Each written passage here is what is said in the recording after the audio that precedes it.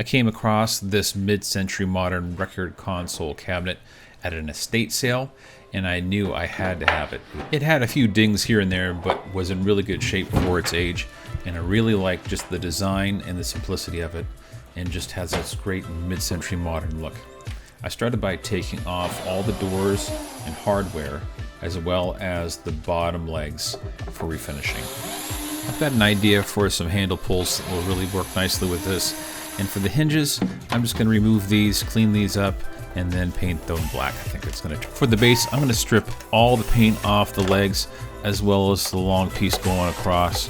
I have an idea of just keeping this in natural wood and staining it, and I think that's also going to give the cabinet some nice contrast.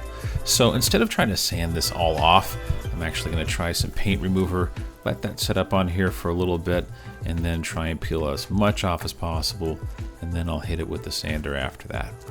After stripping most of that paint off, I just hit it with about 120 grit on my sander, and that really got rid of the rest of the paint on this, which really didn't take that much time at all.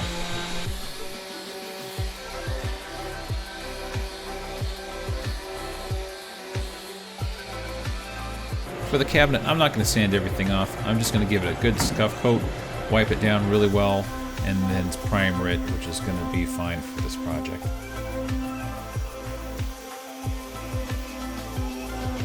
I'm really learning the value of primer in that it's going to cover all that old paint and give something for the new paint to really adhere to and make this a really quality job.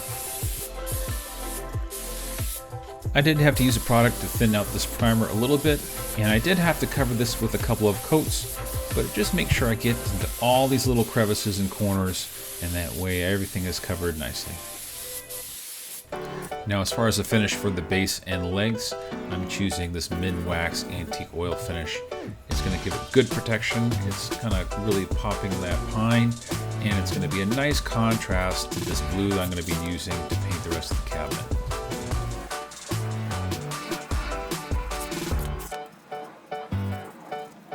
So for this project, I'm using an acrylic paint, and it's specially made for cabinets and trim. And I'm going with a deep ocean blue.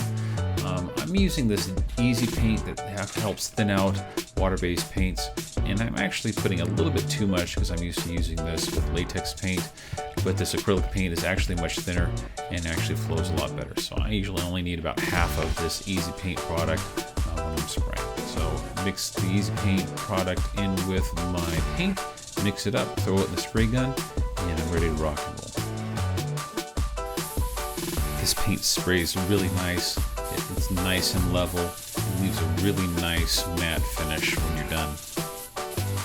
It does take a little bit longer dry time compared to latex paint, but the result is so much better than using latex paint that I've used in the past. So I put on about 3 coats over everything. It does take a little bit more time, but again, I really like how it turns out with the finish, how smooth it is, and how well it sprays.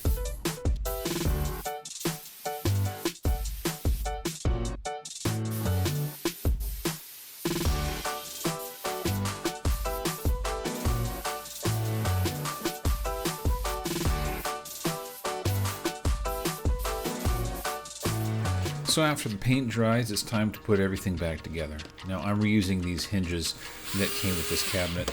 I went and spray painted all these hinges black to give them a nice finish, and then I'm just reusing the screws that came with this cabinet. For the legs, I'm just screwing these back onto the base as well, finding where those holes are located, and then attaching the base to the bottom of the cabinet.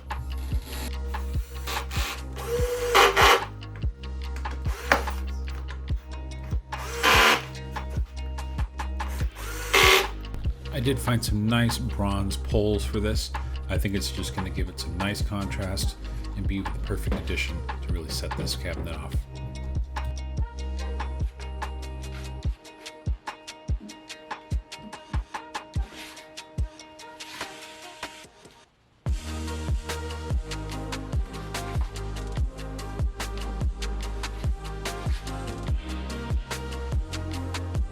This little $22 record console cabinet I picked up for $22 at an estate sale turned out way better than I thought it ever could.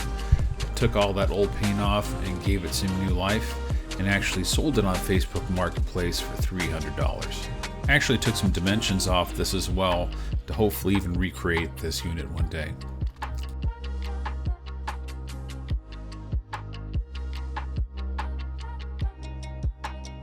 So if you like how this project turned out, make sure you click right here for the next video for more tips and tricks on furniture flips, and we'll see you in the next video.